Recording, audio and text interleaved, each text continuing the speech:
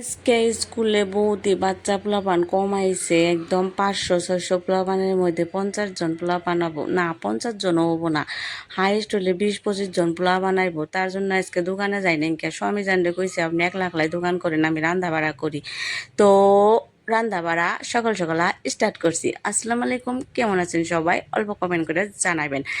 কালকে রসাল মাংস রাতের বেলায় মুরগিটা জব করে একদম বাসা গোসা করে থুয়ে দিয়েছিলাম আমার স্বামী জানে সুন্দর করে ফ্রিজে। তো সকালে ওইটা আমি কাঁচামরিচ পেঁয়াজ রসুন টসুন আদা আদা সব সেইসে নিছি। সেইসে মানে কি আমি মিক্সারে দিই না, স্বল্প অল্প বস্তু মিক্সারে দিলে বাদা ভালো লাগে না। তার জন্য আমি আধা ছোটো ছোটো ছোটো ছোটো করে কিচি কিচি কিচি কিচি করে শেষি বহে বহে। তো ব্যাগটি শেষা শেষা শেষ দিলাম, শেষ দিয়ে হেরা তো এখানে দিলাম কড়াইতে অল্প তেল দিয়ে দিলাম। তেল দিলাম মানে মাংসতে তো ফার্স্টে তেল দেয়নি নাকবো, তো মাংস পরে মশলা মাহিয়ে পরে দিব। ভাবলাম যে ফার্স্টে একটু কড়াইতে তেল দিয়ে নই, তেল দিয়ে তেজপাতা দিলাম আর একটু গুঁড়া মশলা একটু একটু দিলাম। আমি আবার একটু কষাতো তাইতে অল্প অল্প দিলাম। তারপরে দেখেন কটা পেঁয়াজ আর কটা মরিচ কাইটা দিলাম, পেঁয়াজ আর মরিচ কাইটা দিয়ে অল্প জাল দিলাম যাতে পেঁয়াজ আর মরিচটা অল্প একটু কালার হয়। তো কালার অল্প অল্প কালার হইতে থাকুক, আমি ভাবলাম এটা কালার হইতে থাকুক, আমি এইদিকে মাংসটা অল্প মিক্স করি মশলা দিয়ে। তো এখানে দেখলাম যে সব কিছু দিয়ে দিলাম, মরিচের পাখি, হলদির পাখি, হজের পাখি, জিরার পাখি, যত যা লাগে তার মানে মাংসের মধ্যে দিতে, তো সবই দিয়ে দিলাম। পরিমাণ মতন অল্প একটু নুনও দিয়ে দিলাম। নুনটা দিয়ে তারপরে ভাবলাম অল্প একটু ভালো করে মাহাই। তো তেল মেল দিয়ে একদম ভালো করে মাহান শুরু করছি। এদিকে দেখি আমার কাঁচামরিচ পেঁয়াজ অবল কালার আইছে। তো আমি তাড়াতাড়ি করে মাহাইতেছি, যত তাড়াতাড়ি পারি মাহাইতেছি। তো মাহাইতে মাহাইতে বস্তুটা একটু ভালো করে মাহাইলে ভালো হয়, উপায় নাই, অবাই মাহাইলাম। তারপরে দিলাম সাইরা ঠাস ঠাস করে। তো ঠাস ঠাস শব্দটা অনেক কাছে আহানাই গিয়ে পরে আইব।